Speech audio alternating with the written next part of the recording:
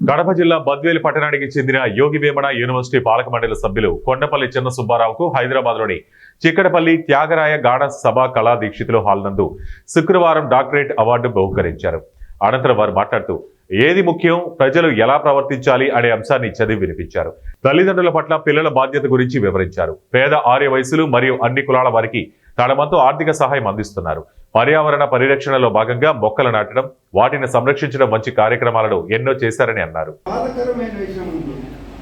ఏంటంటే ఈ హైదరాబాద్లో అపోలోలో కార్యాలు ఇస్తున్న చిన్న కొడుకు ఆయన ఏం చేశాడంటే 3 ఏళ్ల కిందట మ్యారేజ్ చేసుకుంటామని ఆలోచించిన వాడు మాకు తెలియకుండా సూసైడ్ చేసుకొని చనిపోయాడు.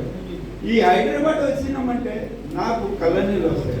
కానీ మనం టీవీ వాళ్ళు మా బాధ చూసి నన్ను ఇన్వైట్ చేసి ఈ ప్రోగ్రాంలో నన్ను ప్రతి దాంట్లో పాల్గొనేటట్టు చేస్తున్నారు.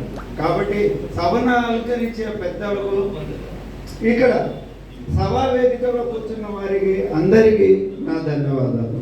నేను చిన్నది చదువుతున్నాను. ఏది ముఖ్యం అనేదాన్ని, చదువు కన్నా సంస్కారం ముఖ్యం, విద్య కన్నా వినయం ముఖ్యం, జాతి కన్నా నీతి ముఖ్యం, మతం కన్నా మానవత్వం ముఖ్యం, కులం కన్నా గుణం ముఖ్యం, క్వాంటిటీ కన్నా క్వాలిటీ ముఖ్యం, ఫ్యాషన్ కన్నా కంపాషన్ ముఖ్యం, హిస్టరీ కన్నా ముఖ్యమా టీవీస్ ముఖ్యం, కంప్యూటర్ కన్నా క్యారెక్టర్ ముఖ్యం.